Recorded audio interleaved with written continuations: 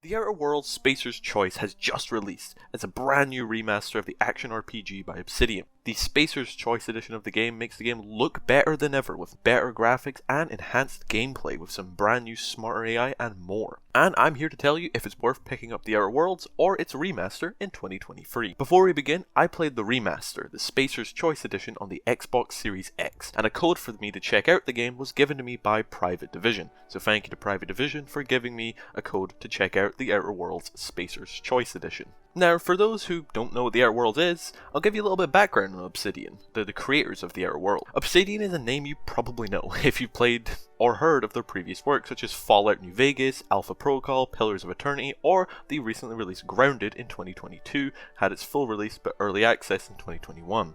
That's a cool survival game, I actually recommend that, but back on topic, Obsidian is now owned by Xbox. So before I start talking about the Outer Worlds, you got to know that the sequel, the Outer Worlds 2, which was announced in 2021, the Xbox E3 showcase, it's very, very likely, I would say like a 95% chance, is going to be an Xbox Series XS and PC exclusive. So if you're on the PlayStation or Nintendo Switch and you're planning to pick up this game, keep that in mind, as you'll likely, if you really enjoy the game, you're going to have to pick up an Xbox or a PC. So I just wanted to get that out of the way because some people might really enjoy the game and it would really suck if you love this game and you're going to have to pick up a brand new console. So just know that this is owned by Microsoft now.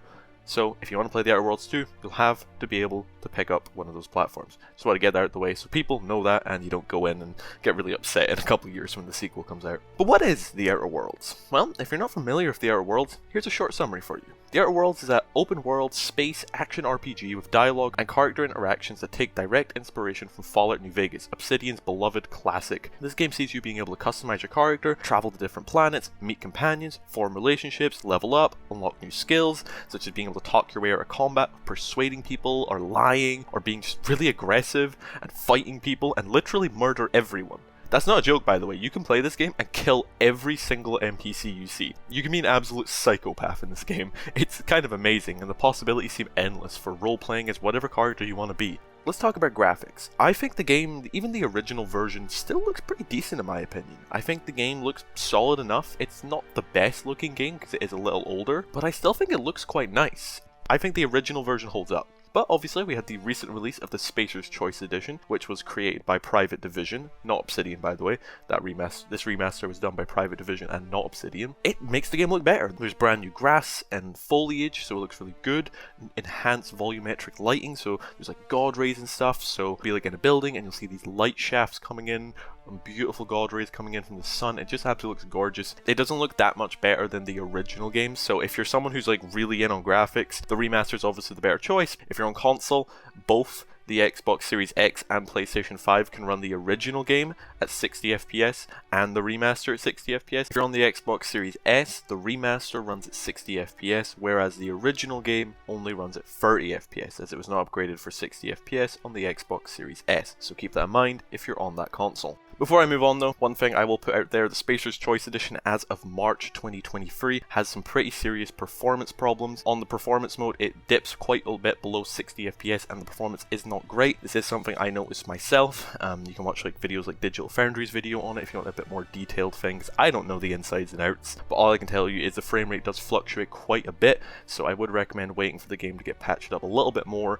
before you jump in. Let's talk about gameplay and combat. Does the gameplay and combat of the Outer Worlds hold up in 2023? Yeah, I think so. It's not perfect, but it's more than fine. Fallout New Vegas was never really known for its incredible combat. It was just Fallout 3's combat, and that wasn't particularly great. It was alright, but not amazing, and I think it's got some of their best combat, yeah. But that's not saying much. I think it's a decent bit of combat. It's very serviceable. There's tons of different guns, there's a lot of weapon variety, there's tons of different weapons to find and armors and everything to put on, and you can level yourself up and get tons of new skills. However, if you're someone looking for like new abilities or something from leveling up, you're not going to get that. You're just going to get some small stat boosts and like recoil nerfs, or you do more damage with pistols for example. You're mainly going to be looking at, you're just leveling up to get better, more damage or less recoil or something. You're not going to get new abilities and like magic and everything. But you do have the ability to slow down time and shoot enemies, and you can like look in and shoot their leg and cripple them, or shoot them in the head and blind them. It's pretty cool. I like the slowing down time thing. I really like it. Combat honestly is aged alright. It honestly feels fine. Not the most in-depth combat, it's kind of more just there, so there's something other than just narrative. I don't hate or love the combat. It's very middle of the road, but it's definitely better than their previous work with Fallout New Vegas. Then, if you compare it to New Vegas, it's a pretty major upgrade, but it's still just serviceable. I hope the second game will maybe go a bit bigger on the combat. But again, I'm going to mention the Spacer's Choice Edition, as I imagine a couple of you will be thinking about which version to pick up. If you're looking into the remaster has some small gameplay enhancements. The remaster ups the level cap up to level 99 and adds smarter AI. I'm going to be honest, in my gameplay, I have played the original and the remaster. I haven't finished the game on the remaster, but I'm about 7-8 hours in. I can't tell you what they did to the AI. Oh my god, bro. Oh, hell no, man. What the fuck, man? The AI, they say it's smarter, but the AI just feels the exact same. The AI wasn't particularly smart, but it wasn't dumb. It was just they were just kind of there to get killed. And it's the exact same in the remaster. I don't know what they changed in the AI, but it just feels the exact same. I was playing on normal difficulty and I didn't see anything. Maybe on the harder difficulties, the AI is really smart, but I haven't seen any differences in my experience with the Outer Worlds Spacer's Choice Edition. But let's talk about the main highlight of the Outer Worlds, and that is its absolutely incredible story. The gameplay and combat might not be the strongest. The graphics haven't really changed that much with the remaster and are just okay, but the story has aged perfectly. The story is just incredible. I don't want to give too many details away. You basically start off as a colonist. You're on a colony ship in this kind of dystopian world where corporations kind of run everything. And basically, your ship kind of like malfunctioned and it's just been kind of left there. You've been left there for years to just rot in space. You're in cryo, you're frozen. These companies and corporations just don't care enough to rescue you. But this man named Phineas Wells, who's kind of a galaxy-renowned criminal, comes and, well, unfreezes you and gives you the task to help unfreeze the entire ship and save everyone on the colony ship. And that's kind of your basic setup. From there, you're kind of free to do whatever you want. You'll be dropped onto your tutorial planet, and once you finish that first planet, you're honestly able to go do whatever you want.